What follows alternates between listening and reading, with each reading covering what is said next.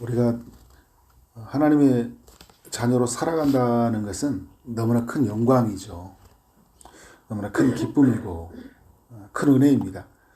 그런데 하나님의 백성들에게는 항상 기억해야 될 게 뭐냐면 고난이 있다라는 거예요. 고난이 없는 신앙생활을 기대한다는 것은 하나님을 잘못 믿고 있다라는 거예요. 이런 고난이 있습니다. 그래서 하나님이 또 고난을 허락하셔요. 왜냐하면 고난을 통해서 우리가 더욱 하나님의 사람들로서 단련되고 또 영광의 크기가 얼마나 큰지를 누리게 하시기 위해서 고난에 동참하셔요. 하게 하십니다. 예수님도 이 땅에 오셨을 때 어떻게 합니까? 매우 영광스러운 삶을 사셨고 그 영광을 위해 나아가셨지만 고난도 함께 겪으셨다. 우리 삶에 어떤 삶에 고난이 찾아오면 왜 나에게 고난이 찾아올까라는 게 아니라 찾아올 것이 찾아왔구나. 그죠? 내가 어떻게 고난을 대처하냐가 굉장히 중요한 거예요. 고난이 안 오는 것이 문제가 아니라 고난을 어떻게 바라보고 어떻게 대처하느냐가 굉장히 중요하다는 거죠. 5장 1절의 내용을 보면 이스라엘 백성들 가운데 거하는 고난이거든요. 딸 군대여 너는 때를 모을지어다. 그들이 우리를 에워쌌으니 막대기로 이스라엘 재판자의 뺨을 치리로다. 그러니까 이 미가는 앞으로의 시대를 내다보는데 그 당시에는 이 아수르가 가장 큰 강대국이었거든요. 근데 앞으로의 그 강대국은 이제 아수르를 점령했던 이제 바벨론이 되겠죠. 근데 이런 나라들이 이스라엘을 에워쌌고 그리고 이스라엘의 재판자 최고 리더죠. 뺨을 치리로다. 나라를 치욕스럽게 만들고 나라를 빼앗는 우리 빼앗기는 그런 고난이 이스라엘 가운데 나타난다라는 거예요. 죄 때문이죠. 이런 일이 일어났던 것은 이스라엘이 하나님 앞에서 온전히 서 있지 못하고 우상을 숭배하고 또 죄에 빠져서 이런 결과를 맞이했어요. 그런데 여러분 이런 결과는 죄에 빠진 사람뿐만 아니라 신실하게 믿음을 지킨 사람들이 있거든요. 소수의 남은 사람들. 그들도 어떻게 해요? 이런 고난을 함께 받을 수밖에 없는 거예요. 그럼 이것으로 이야기가 끝나냐? 오늘 2절의 말씀을 보니까 어떤 이야기를 우리에게 들려주고 있습니까? 베들레헴 유브라다야 에브라다야 너는 유다 족속 중에 작을지라도 이스라엘을 다스릴 자가 내게로 나올 것이라. 그의 근본은 상고의 영혼에 있느니라. 무슨 말하고 있습니까? 베들레헴 땅, 아주 작은 땅이거든요. 그 땅에 이스라엘을 다스릴 자가 나온다라는 거예요. 그 당시에 갔을 때 독자들, 이스라엘 백성들에게 이 말씀은, 그러니까 지금 이 바벨론에 이제 나중에 포로가 되어지잖아요. 그러니까, 이 땅에서 이 베들레헴 땅에서 우리를 구원해 줄 수 있는 사람이, 나올 것이다. 근데 이 베들레헴에서 누가 태어났습니까? 다윗이 태어났거든요. 그러니까 이 사람들은 뭘 기다리냐면 또 다른 다윗을 기다리고 있는 거예요. 또 다른 다윗이 우리를 어떻게 한다는 거예요? 그가 왕으로서 우리를 구원해 줄 것이다 라는 기대감이 있었던 거예요. 그러니까 놀라운 것은 이 베들레헴 땅에 누가 또 태어납니까?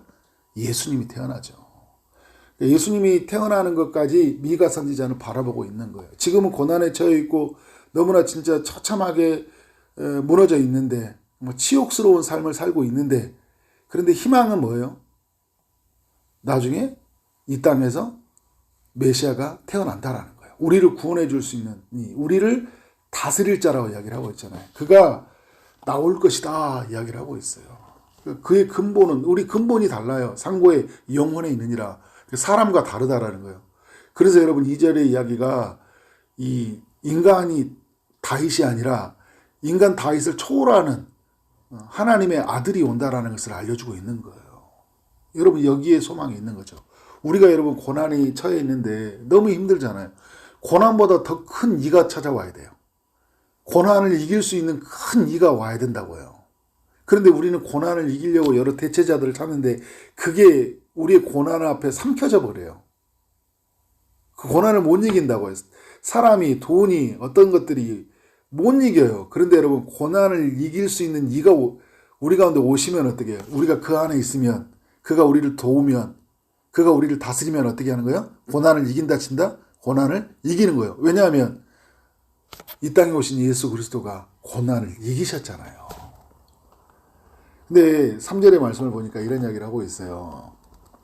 그러므로 여인이 해산하기까지 그들을 붙여주시겠고, 근데 이제 이스라엘 다스릴 자가 이 땅에 여인을 통해 태어나야 되는데, 그죠? 그런데 그가 오시기 전까지는 어떻게 하고 있다고요? 그들을 붙여주시겠고, 이 말은 뭐냐면, 아이가 태어나는 가정에 해산의 큰 고통을 겪듯이 이 땅은 어떻게 해요? 예수님이 태어나기 전에, 예수님이 오시기 전에 큰 고통이 있을 것이라는 거예요. 근데 여러분 지금 이 시대에도 해당이 되는 거죠. 예수님이 이 땅에 재림하시기 전까지는 뭐가 있습니까? 큰 환란이 있다라는 거예요.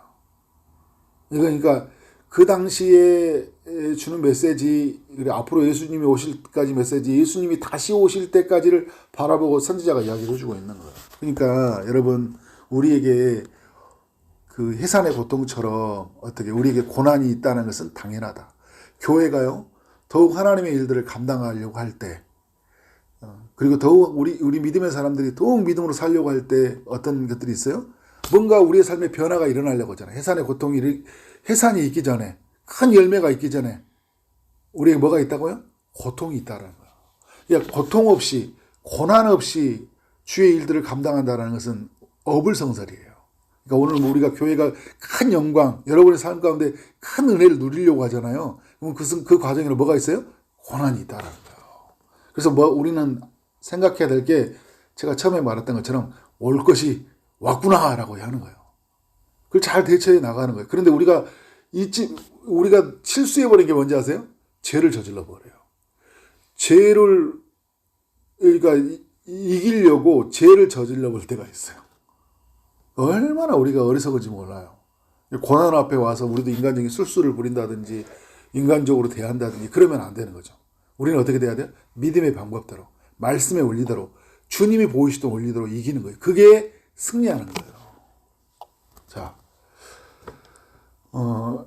해산의 두개 그 후에는 그의 형제 가운데 남은 자가 이스라엘 자손에게 돌아오리니. 그러니까 이게 우리가 성경을 볼 때 온근 통시법이라고 하거든요. 그러니까 지금과 앞으로 있을 미래와 먼 미래를 같이 봐야 돼요. 지금, 앞으로, 미래, 먼 미래. 그러니까 지금 이 미가의 독자들은 뭐냐면 지금 처해져 있는 어려움이죠. 앞으로 처해질 거고 그 이후에 일어날 일들을 이렇게 생각해야 되는데, 앞으로 어떤 일이 일어나냐면 이제 그 바벨론에서 돌아오는 일들이 일어나요. 그러니까 바벨론으로 끌려가요. 먼저 일어날 일이.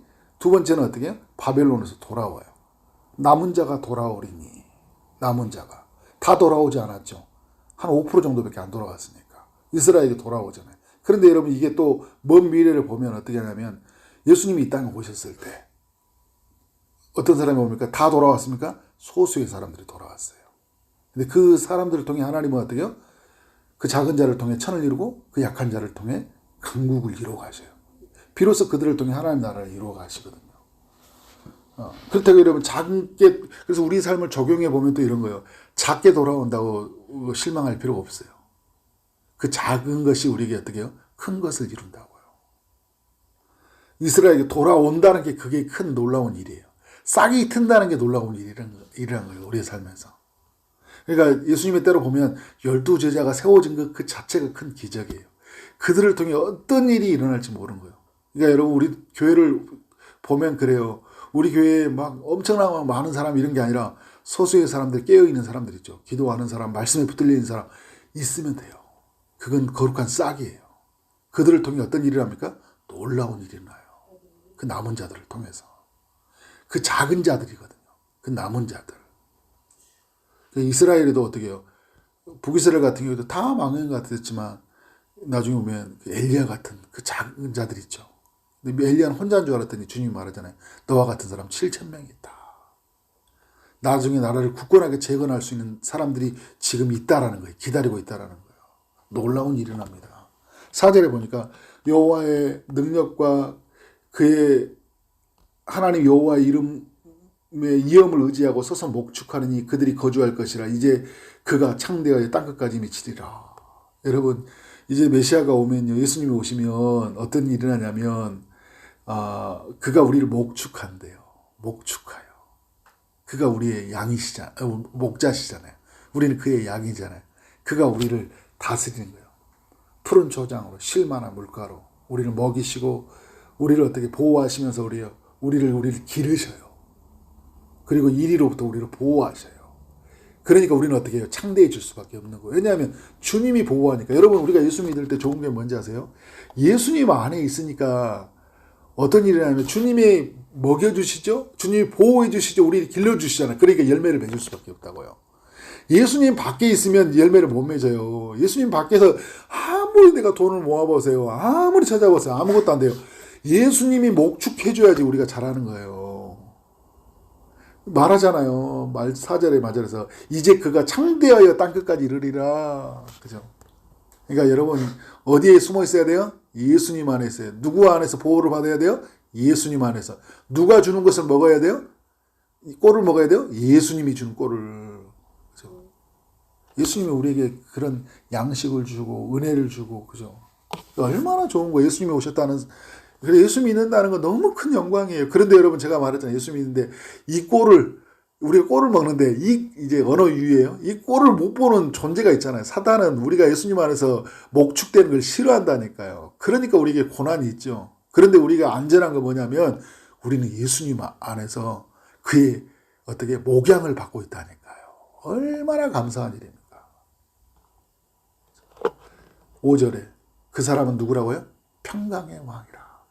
우리에게 평화를 주시는 분, 우리에게 평강을 주시는 분.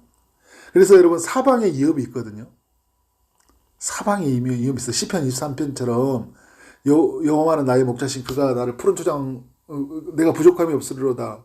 푸른 초장으로 쉴만한 물가로 인도하시는데 내가 어떻게 해요? 내가 사망의 음침한 골짜기를 다닌다고 하잖아요. 그런데 어떻게 해요? 그런 중에도 어떻게 주께서 나와 함께 하신다. 주의 지팡이와 막대기가 나를 안위하신다고 하잖아요.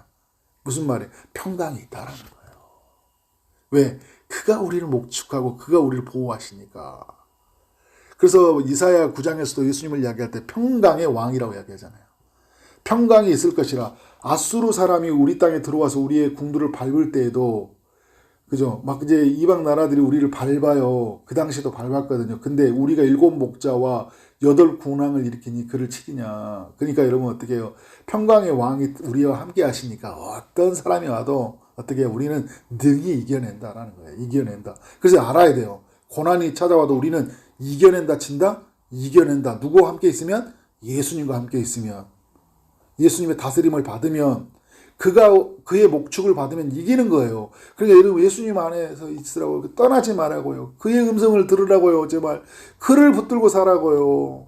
그래야 이기는 길이라고. 여러분 얼마나 은혜로운지 몰라요. 여러분 그들이 6절에 보니까 칼로 아수르 땅을 항폐하게 하면 니모로 땅을 얼기를 항폐하리라. 아수르 사람이 우리 땅에 들어와서 우리 지경을 밟을 때도 그가 우리를 그에게서 어떻게 한다고요? 건지리라. 건져내리라. 여러분 걱정하지 마세요. 걱정하지 마세요. 누가 건져낸다고요? 우리 주님이 오셨어요. 그리고 우리 주님이 목축하시고 이리 때와 같이 그 아수르 군대 그런 늑대와 같은 그 무리들이 우리를 치려고 할 때 어떻게 우리를 어떻게 한다고요? 건져낸다는 거예요. 건져낸다. 7절에 보니까 야곱의 남은 자는 많은 백성 가운데 있으니 그들은 여호와께로 내린 이슬 같고. 여러분 이 무슨 말이냐면 이제 이런 단어들이 그전에도 단어지만 또 예수님이 오실 때로 저는 해석해 봤는데, 예수님이 오셨을 때 그 작은 자들, 그 남은 자들을 주의 자녀 삼으셨잖아요. 그러니까 이들을 뭐냐면 어떤 존재냐면 그들은 여호와께로 내린 이슬 같대요. 세상을 변화시키는 그 이슬과 같은 존재로 어때요? 그리고 풀 위에 내리는 단비 같다고 이야기하잖아요. 그러니까 우리 여러분 이런 거예요. 우리 하나님의 사람들, 우리가 부름받은 사람들이잖아요. 우리는 이 세상에 어떤 존재들로 하나님이 보내시냐면 이슬 같은 존재, 풀에 내리는 비 같은 존재로 우리를 보내신다라는 거예요. 그러니까 우리가 가면 여러분 그 황폐한 땅에 이슬이 내리고 어떻게 해요? 비가 내리는 거예요. 우리를 사용한다라는 거예요. 그런 존재로. 그래서 세상 속의 악을 진멸하고요. 우리를 통해 복의 통로를 주님이 삼아주신다는 이야기가 8절과 9절이에요. 그리고 10절부터 15절은 것은요, 모든 그 우상에 빠진 세상을 어떻게 하는 거예요? 우상에 빠진 세상, 교만을 무너뜨리고 새로운 세상을 연다는 이야기예요. 예수님이 그의 남은 자들, 그러니까 제자들을 통해서 이 세상을 바꾸신다는 거예요. 여러분, 우리는 그런 존재예요. 주님이 우리를 그렇게 부르셔서 이 세상을 바꾸시기 위해서 사용되는 그런 존재라고요. 얼마나 감사해요. 우리가 그런 존재가 되었다는 거. 우리를 주님이 그렇게 부르셨다는 거. 그분이 우리 안에 사신다는 거. 너무 은혜가 돼요. 네, 여러분, 예수님 꽉 붙들고 사시기 바랍니다. 어떤 어려운 순간 속에서 주님 안에서 머무르시고 그의 음성을 들으시고 그의 목축을 받으시며 그래서 능히 승리하는 삶이 되어지기를 주님 이름으로 축원합니다. 기도하겠습니다. 하나님 감사합니다. 미가서 5장을 통해 우리 모두에게 교훈하시니 감사합니다. 우리가 예수 믿는다는 게 너무나 은혜롭고 너무나 영광스러움을 고백합니다. 주님, 우리를 다스리시고 우리를 영원히 줄이지 않는 그 생명의 양식으로 우리 가운데 오신 주님을 찬양합니다. 주님으로 더욱 우리가 굳건해지게 하여 주시고 주님으로 인해서 더욱 은혜를 누릴 수 있도록 인도하시고 주님이 우리를 이 땅에 이슬 같은 존재로 비를 같은 존재로 우리를 삼으신다고 이야기하셨사오니 주여 우리를 사용하시고 우리를 통해 세상 모든 사람들이 주께로 돌아오는 구원의 역사가 있게 하여 주옵소서. 예수 그리스도 이름으로 기도를 쌓옵나이다. 아멘.